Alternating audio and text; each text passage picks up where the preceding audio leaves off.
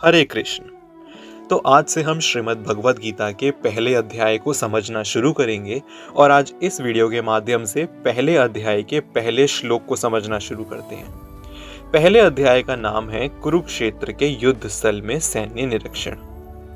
धृतराष्ट्र उवाच धर्मक्षेत्रे कुरुक्षेत्रे संवेतायुयुत्सवः मामका पांडवाश्चैव किम कुर्वत संजय। हिंदी अनुवाद। धृतराष्ट्र ने कहा, हे संजय, धर्मभूमि कुरुक्षेत्र में युद्ध की इच्छा से एकत्र हुए मेरे तथा पांडु के पुत्रों ने क्या किया। अब धृतराष्ट्र के इस सवाल को समझा जाए तो इस सवाल से हमें धृतराष्ट्र की चिंता व्यक्त होती है, क्योंकि वह संजय से पूछ रहे हैं कि धर्मभूमि कुरुक्षेत्र युद्ध में क्या चल रहा है।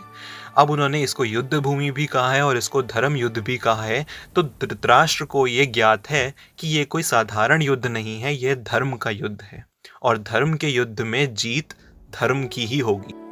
अब ऐसे में धृतराष्ट्र को दो चिंता हैं।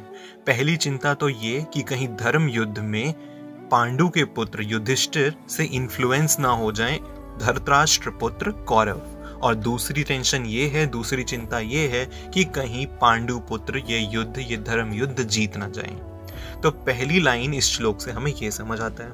अब इस श्लोक की दूसरी लाइन को अगर ध्यान से देखें तो उसमें कहा गया है मामकः पांडवाश्चैव। अरे अगर आप राजा हैं तो आप पूरे संसार के राजा हैं। मामका पांडवाश्चैव, मेरे पुत्र और पांडु के पुत्र। तो हम संसार में अब भी देखते हैं कि मेरा तेरा चला आ रहा है और आपको यहीं से ही ज्ञात हो जाएगा कि ये मेरा तेरा, मेरा घर तेरा घर, मेरी जगह तेरी जगह, ये कहाँ से चला आ रहा है। ये भगवद गीता के पहले श्लोक से चला आ रहा है। संसार में जितने अवगुण हैं वो इसी वजह से हैं। पहले श्लोक के अंदर ही इसका वर्णन किया गया है कि जितने भी अवगुण हैं, धृतराष्ट्र के भी जितने अवगुण थे वो किसकी वजह से थे, मेरा तेरा, मेरा पुत्र तेरा पुत्र। हरे कृष्ण। श्रीमद् भगवद गीता के पहले अध्याय का दूसरा श्लोक। संजय उवाच दृष्ट्वा तु पांडवानीकं व्यूणं दुर्योधनस्तदा आचार्यम् उपसंगम्य राजा वचनं ब्रवीतः। हिंदी अनुवाद। संजय ने कहा, हे राजन, पांडु पुत्रों द्वारा सेना की व्यूह रचना देखकर राजा दुर्योधन अपने गुरु के पास गया और उसने ये शब्द कहे। अब इस श्लोक में कई शब्द समझने योग्य हैं, जैसे कि इस श्लोक की पहली लाइन में कहा गया है पांडवानीकम व्यूणम। अब हम सबको ये ज्ञात है कि महाभारत में दुर्योधन की सेना के सामने पांडवों की सेना बहुत ही कम नंबर में थी, बहुत ही कम लोग थे पांडव पुत्रों की सेना में। बट फिर भी जब संजय युद्ध का हाल बता रहे हैं धृतराष्ट्र को, तो वो यह कह के बता रहे हैं कि पांडवानीकम व्यूणम, यानी कि पांडव पुत्रों की व्यूह रचना। तो यानी कि यहाँ से हमें ये समझ आता है कि अगर आपके पास ज़िंदगी में रिसोर्सेज कम हैं, अगर आप कहते हैं कि हमारे पास ये नहीं है, हमारे पास वो नहीं है, तो आप रिसोर्सेज को यूटिलाइज कैसे करना है, रिसोर्सेज को स्ट्रैटेजाइज कैसे करना है कि आप उनको व्यूह रचना का आकार दे सकें, जिस प्रकार पांडव पुत्रों ने अपने सेना को व्यूह रचना का आकार दिया था। अब इस श्लोक की दूसरी लाइन को पढ़े तो वहां पे आपको संबोधन मिलेगा। संजय धृतराष्ट्र पुत्र दुर्योधन को राजा कह के संबोधन कर रहे हैं। हालांकि उन्हें पता है कि राजा नहीं है दुर्योधन, बट फिर भी संजय जब धृतराष्ट्र को कहानी सुना रहे हैं, ये बिल्कुल उसी प्रकार है कि अगर आप अपने मैनेजर से बात कर रहे हैं तो आप मैनेजर के बेटे को भी इज्जत से ही बात करेंगे। हालांकि आपको पता है कि उसमें बहुत सारे अवगुण हों, बट स्टिल संजय यहाँ पे दुर्योधन को राजा का संबोधन देते हैं। और इस श्लोक से यह ज्ञात होता है कि दुर्योधन पांडव पुत्रों की व्यूह रचना को देखकर अपने आचार्य द्रोणाचार्य के पास जाकर यह शब्द कहते हैं। अब वह द्रोणाचार्य से क्या शब्द कहते हैं, क्या सवाल पूछते हैं, ये हमें ज्ञात होगा अध्याय 1 के श्लोक नंबर 3 के लिए। पश्यताम पांडुपुत्राणाम आचार्य महतिम चमुं व्यूणा द्रुपद पुत्रेण तव शिष्येण न धीमता। हिंदी अनुवाद। हे आचार्य, पांडु पुत्रों की विशाल सेना को देखें, जिसे आपके बुद्धिमान शिष्य द्रुपद के पुत्र ने इतने कौशल से व्यवस्थित किया है। अब इस श्लोक के हिंदी अनुवाद को भी समझने से पहले हम जान लेते हैं कि इसी अध्याय के श्लोक 2 में हमने जाना था कि कैसे दुर्योधन पांडु पुत्रों की सेना को देखकर अपने आचार्य द्रोणाचार्य के पास गए थे और उन्होंने द्रोणाचार्य के पास जाकर यह कहा था जो हमने इस श्लोक 3 में जाना। इस श्लोक में दुर्योधन द्रोणाचार्य से कोई सवाल या कुछ पूछने नहीं गए हैं, अपने आचार्य को ताना कसने गए हैं। वो हमें कैसे पता चलता है? इस श्लोक की दूसरी लाइन में साफ साफ लिखा गया है, द्रुपद पुत्रेण तव शिष्येण न धीमता। धीमता का मतलब बुद्धिमान, तव शिष्य आपका शिष्य, आपका बुद्धिमान शिष्य जो कि द्रुपद पुत्र है।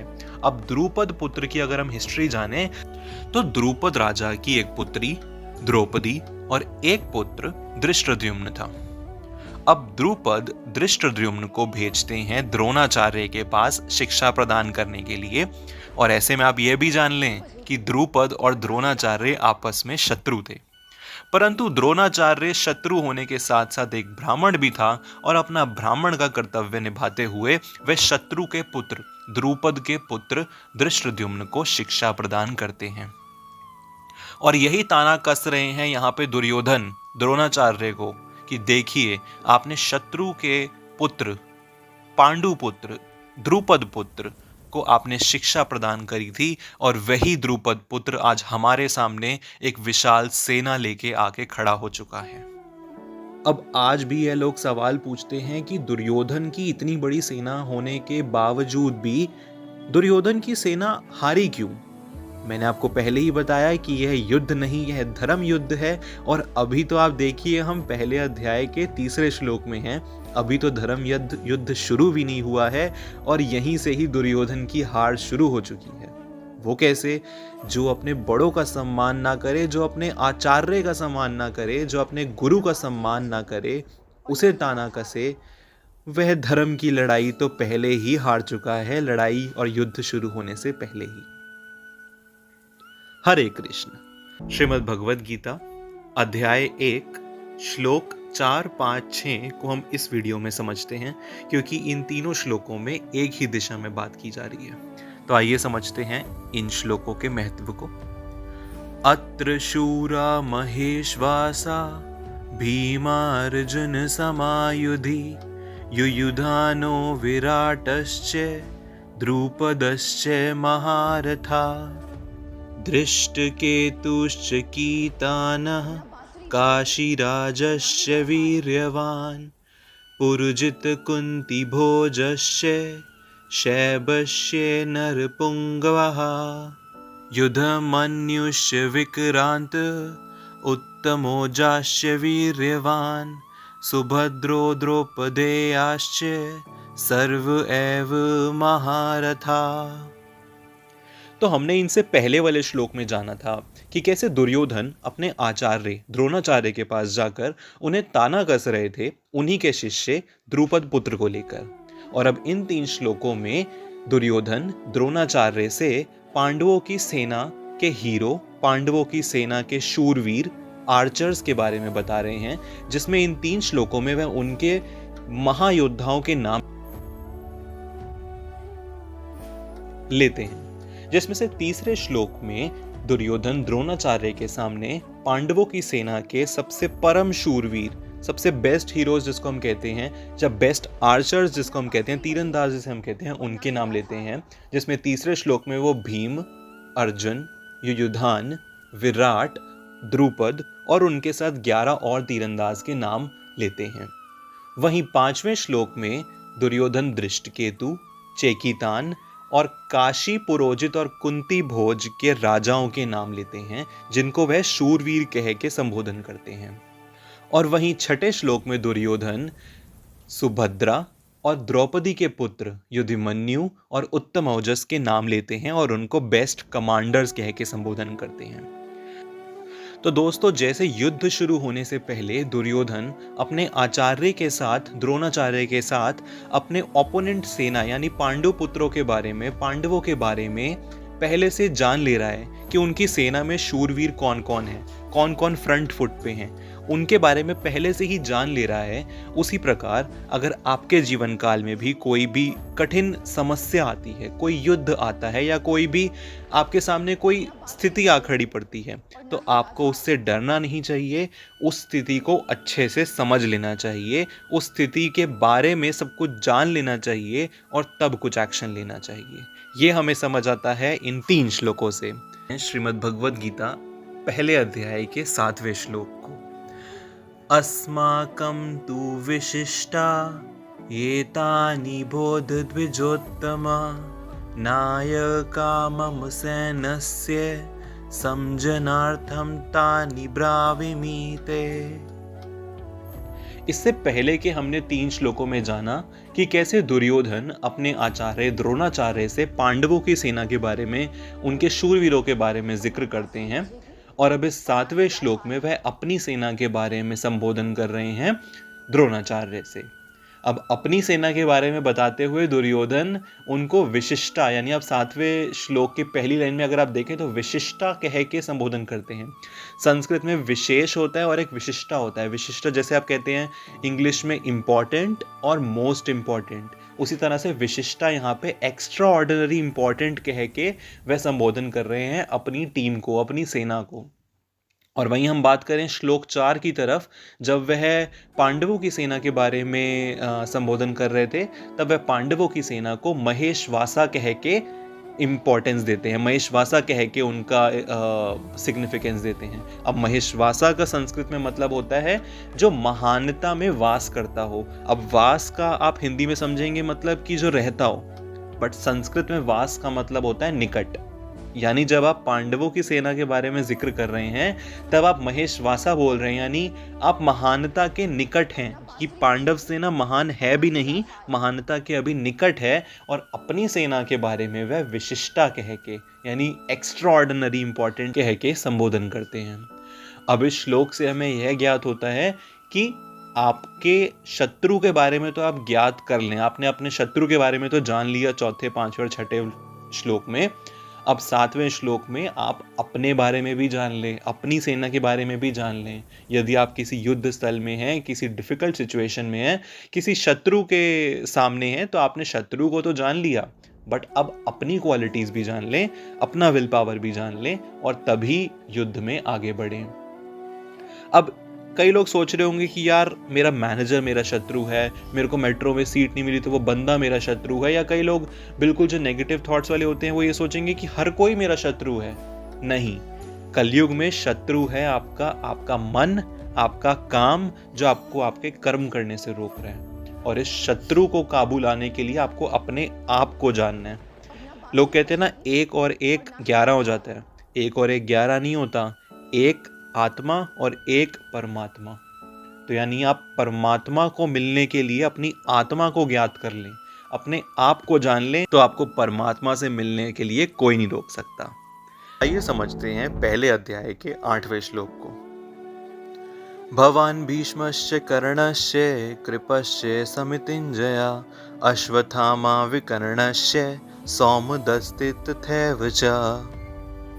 मेरी सेना में स्वयं आप, भीष्म, कर्ण, कृपाचार्य, अश्वत्थामा, विकर्ण तथा सोमदत्त का पुत्र भूरिश्रवा आदि हैं जो युद्ध में सदैव विजयी रहे हैं। अब इस श्लोक में दुर्योधन द्रोणाचार्य को अपने सेना के शूरवीरों के नाम बताते हुए द्रोणाचार्य को भी अपनी सेना का ही एक पार्ट बताते हैं, जिसमें वह इस श्लोक में भवन का मतलब होता है संस्कृत में आप खुद, आप स्वयं।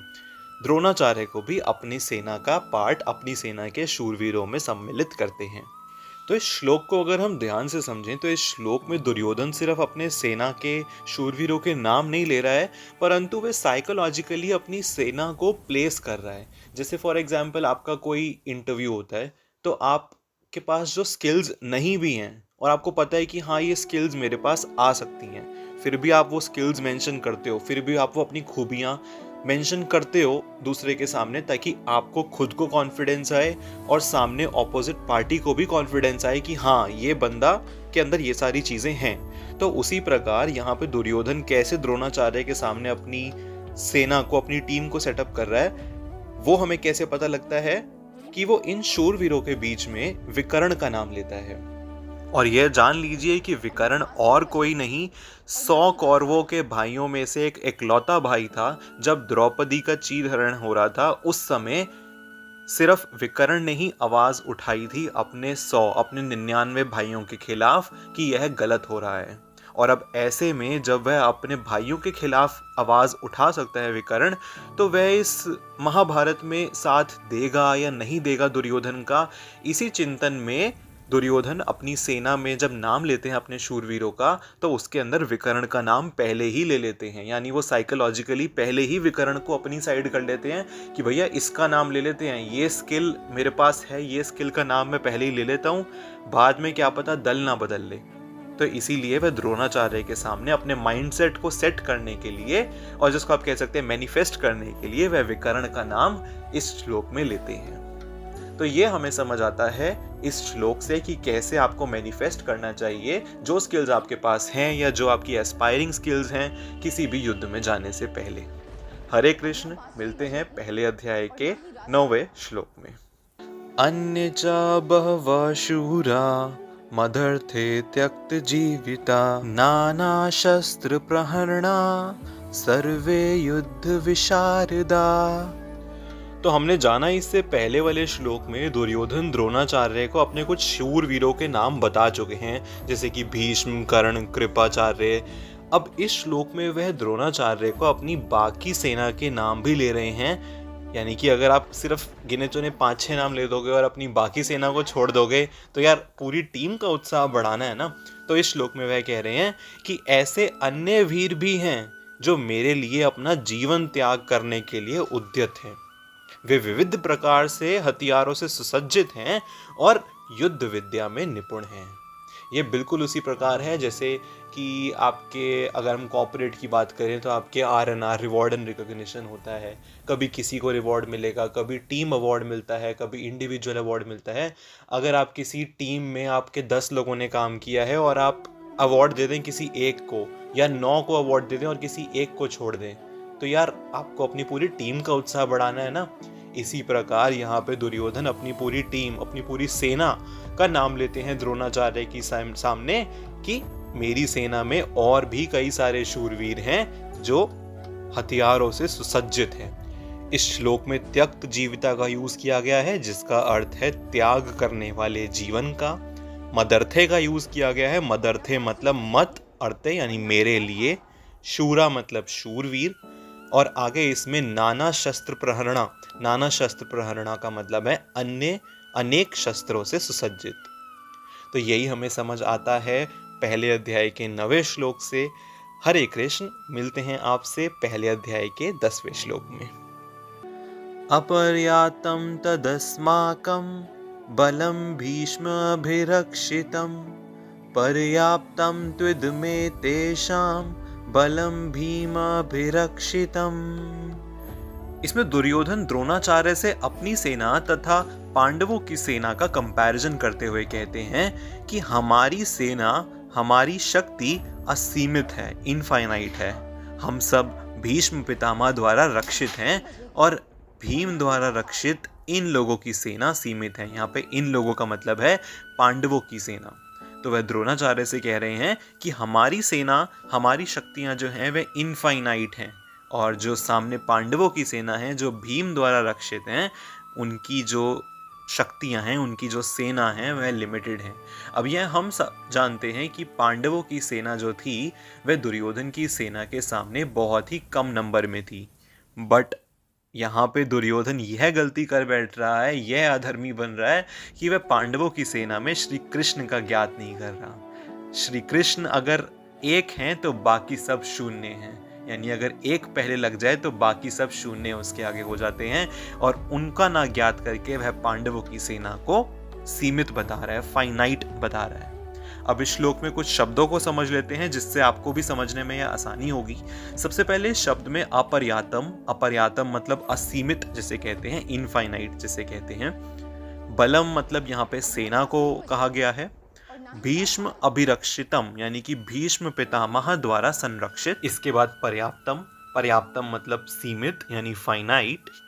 इसके बाद त्विद मेते शाम, त्विद मेते शाम का मतलब है तू जमा इदम जमा एते शाम, यानी और यह इन लोगों की, यानी और यह पांडवों की, बलम फिर से सेना, और भीमाभिरक्षितम यानी कि भीम द्वारा संरक्षित है।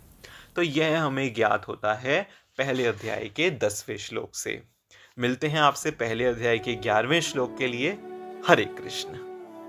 अन्येषु च सर्वेषु यथा भागमवस्थितः भीष्ममेवाभिरक्षन्तु भवन्तः सर्व एव हि। भगवत गीता का बहुत ही समझने वाला, बहुत ही प्यारा समझने वाला श्लोक है। अगर हम इसको सिर्फ शब्दों से समझें तो पहले एक बार मैं आपको शब्दों से समझा देता हूँ, फिर इसका एक डीप मीनिंग जो निकल के आ रहा है वो भी समझते हैं। तो हमने जाना था 10वें श्लोक में दुर्योधन द्रोणाचार्य को बता रहे हैं कि हमारी सेना इनफाइनाइट है और भीष्म द्वारा रक्षित है, और वहीं इस श्लोक में वह कह रहे हैं कि अतएव सैन्य व्यू में अपने अपने मोर्चों पर खड़े रहकर आप सभी भीष्म पिता की पूरी सहायता दें। अब देखिए कॉन्ट्राडिक्ट कर रहे हैं अपने 10वें और 11वें श्लोक को दुर्योधन। 10वें श्लोक में वह कहते हैं कि भीष्म पितामह द्वारा हम संरक्षित हैं, हम प्रोटेक्टेड हैं, और यहाँ पे वह कह रहे हैं अपनी सेना को कि सब अपनी अपनी जगह पे खड़े रह के भीष्म पितामह की प्रोटेक्शन करो, भीष्म पितामह की सहायता करो। अब देखिए यहाँ से दुर्योधन के अधर्मी होने का ज्ञात हो जाता है। वह कैसे कि दुर्योधन यहाँ पे अपनी सेना को भीष्म पितामह की रक्षा करने को कहते हैं। क्यों? बल्कि भीष्म पितामह जो अपने वचन की वजह से यहाँ पे कौरवों के साथ खड़े थे, उनको क्या रक्षा की जरूरत, पर यहाँ पे दुर्योधन भीष्म पितामह को बुजुर्ग मानकर उनकी आउटर बॉडी को देखकर, उनकी इनर विद्या को, स्किल्स को ना देखकर उनकी आउटर अपीयरेंस से उनको जज कर रहे हैं। अब इसी प्रकार हम इसको देखें, अगर आपको याद हो कोरोना वायरस में जब कोरोना वायरस फैल रहा था तो क्या वह यह देख रहा था कि यह जिम जाता है या फिर ये अमीर है, ये गरीब है, ये बूढ़ा है या ये बच्चा है? नहीं, वह देख रहा था इम्यूनिटी किसकी स्ट्रांग है। इसी प्रकार अगर आप किसी बुरी स्थिति में होते हैं तो आपकी स्किल्स ही आपके काम आती हैं, आपकी आत्मा ही आपके काम आती है, यानी आपकी आत्मा में कितना बल है, आपकी आत्मा कितनी प्योर है। ये नहीं कि आप मोटे हैं, पतले हैं, जिम जाते हैं, नहीं जाते हैं। इट ऑल डिपेंड्स कि आपकी इनर सोल कैसी है। तो उसी प्रकार यहाँ पे दुर्योधन यह गलती कर रहे हैं कि वे भीष्म पितामह की रक्षा के लिए कह रहे हैं सेना को, क्योंकि वे भीष्म पितामह की आउटर अपीयरेंस पे जा रहे हैं। तो इसी प्रकार हमें कभी भी मटेरियलिस्टिक नहीं होना चाहिए। कलयुग में मटेरियलिस्टिक चीज़ें बहुत हैं कि हम अच्छे कपड़े पहन लेंगे, अच्छा मेकअप कर लेंगे, अच्छे से बाल बना लेंगे, पर यह सब तो शारीरिक है ना। हमारी आत्मा जिससे सुंदर होगी, हमें वह धर्म करना चाहिए, हमें वह कर्म करना चाहिए। तो यह हमें समझ आता है इस बहुत ही प्यारे श्लोक से। तो मिलते हैं आपसे पहले अध्याय के 12वें श्लोक में। हरे कृष्ण। तस्य संजनयन् हर्षं कुरु वृद्ध पितामह सिंहनादं विनोदच्च शंखं ददमो प्रतापवान। अर्थात तो हमने 10वें और 11वें श्लोक में जाना कि किस प्रकार दुर्योधन अपनी सेना को और द्रोणाचार्य को बता रहे हैं कि हमारी सेना के प्रोटेक्टर, हमारी सेना को बचाने वाले संरक्षक हमारे भीष्म पितामह हैं, और 11वें श्लोक में वह कहते हैं कि भीष्म पितामह की रक्षा करो। अब इस श्लोक में यह कन्वे हो रहा है, ये मैसेज हम तक पहुंच रहा है कि भीष्म पितामह जो पूरे कौरवों में सबसे वृद्ध बताए जा रहे हैं, यहाँ पे भीष्म पितामह ने अपना सिंह सा गरजने वाला, सिंह की आवाज से गरजने वाला शंख बजाया, और उस शंख के बजने से दुर्योधन को हर्ष हुआ। यानी इस श्लोक की अगर पूरा हिंदी अनुवाद देखें तो इस श्लोक में सबसे पहला शब्द यानी तस्य मतलब उसके, यहाँ पे उसके मतलब दुर्योधन के हृदय में। दूसरा शब्द सज्जनयन हर्षम मतलब उत्पन्न करने वाला हर्ष, यानी दुर्योधन के हृदय में उत्पन्न करने वाला हर्ष। कुरुवृद्ध मतलब कौरवों में वृद्ध। पितामह का यहाँ पे मतलब है भीष्म पितामह। अब आगे बात करें तो इस श्लोक में दूसरी लाइन में सिंह नादम की बात की जाती है। सिंह नादम मतलब सिंह की सी गरजना, यानी सिंह जैसी आवाज, गर्जन। विंध्योदचे का यहाँ पे मतलब है गरज कर ऊंचे स्वर में। शंखम यानी शंख, ददमो यानी बजाया, और प्रतापावन मतलब बलशाली। तो यह पूरा एक शब्द अनुसार मीनिंग बनता है इस पूरे श्लोक का। भगवद गीता के पहले अध्याय के 13वें और 14वें श्लोक को।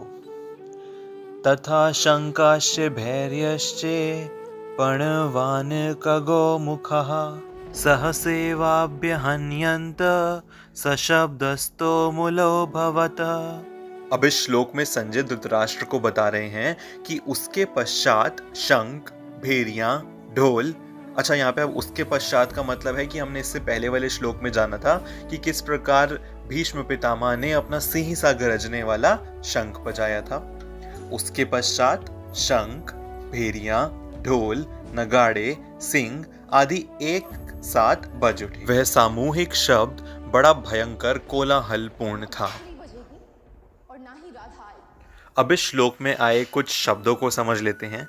इस श्लोक की पहली लाइन में आया पणवान कगो मुखः का अर्थ है ढोल, नगाड़े, श्रृंग, यानी कि पणव जमा आनक जमा गौमुखा। अब इस श्लोक की दूसरी लाइन में आया सह सेवा बेहनियंत का अर्थ है अचानक ही एक साथ बज उठे। इसी दूसरी लाइन में आया शब्द स्तव मुलौ भवतः, यानी इसका अर्थ है शब्द यानी आवाज बड़ी भयंकर हो गई। तो यह हमें समझ आता है पहले अध्याय के 13वें श्लोक से। आइए बढ़ते हैं पहले अध्याय के 14वें श्लोक पे। ततः श्वेतैर्हैर्युक्ते महति स्यन्दने स्थितो माधव पांडवश्चैव दिव्यौ शंखो प्रदत्मतो। अर्थात तत्पश्चात सफेद घोड़े से युक्त विशाल रथ पर बैठे हुए श्री कृष्ण तथा अर्जुन ने अपने अपने दिव्य शंख बजाए। अब इस श्लोक में यहाँ पे श्री कृष्ण को माधवः कह के बुलाया गया है। अब माधवः का अगर हम मतलब देखें तो माधवः का मतलब होता है लक्ष्मीपति, यानी लक्ष्मी जी के पति विष्णु जी, श्री कृष्ण जी का अवतार। इस श्लोक में एक और खूबसूरत वाक्य यहाँ पे कहा गया है माधवः पांडवैश्चैव दिव्यो शंखो प्रदोत्मतो, यानी कि श्री कृष्ण और अर्जुन ने दिव्य शंख, यानी कि दोनों के शंखों को यहाँ पे दिव्य शंख कहा गया है। श्री कृष्ण के शंख को दिव्य शंख कहना तो कोई अचंभा की बात नहीं है, परंतु अर्जुन के शंख को भी दिव्य शंख बताया गया है। यानी अगर आप श्री कृष्ण के साथ जुड़ जाते हैं तो आपकी महत्वता, आपका महात्म्य भी उतना ही हो जाता है जितना श्री कृष्ण का महात्म्य है। तो यह हमें समझ आता है। यह कुछ चीजें थी पहले अध्याय के 13वें और 14वें श्लोक से। मिलते हैं आपसे अगले श्लोक में, तब तक के लिए हरे कृष्ण। समझते हैं श्रीमद् भगवद गीता के पहले अध्याय के 15वें श्लोक को। पांचजन्यम ऋषिकेशो देवदत्तं धनंजयः पौंड्रम ददमो महाशंखम भीमकर्मावृकोदरः। अर्थात भगवान श्री कृष्ण ने अपना पांचजन्य शंख बजाया, अर्जुन ने देवदत्त शंख बजाया तथा अति भोजी एवं अति मानवीय कार्य करने वाले भीम ने पौंड्र नामक भयंकर शंख बजाया। अब इस श्लोक में अगर हम ध्यान दें तो इस श्लोक में श्री कृष्ण को ऋषिकेशो कह के बुलाया गया है। अब ऋषिकेशो जो कि संस्कृत शब्द है, उसका हिंदी अनुवाद करें तो ऋषि का मतलब होता है इंद्रियां, और ऋषिकेशो मतलब इंद्रियों के देवता। और इसीलिए आपने बड़े बड़े संत महात्मा से सुना होगा कि अपनी इंद्रियों को वश में लाओ, अपनी इंद्रियों को केंद्रित करो, अपनी इंद्रियों को श्री कृष्ण की भक्ति में लगाओ, क्योंकि अगर आपकी इंद्रियां श्री कृष्ण की भक्ति में लग गई तो इंद्रियों के देवता तो श्री कृष्ण स्वयं हैं ही। अब आगे इस श्लोक में देखें तो भीम को वृकोदरा कहा गया है। क्यों? क्योंकि भीम खाता बहुत था। अब ऐसा नहीं कि कुंभकर्ण की तरह खाया और अपना सो गया।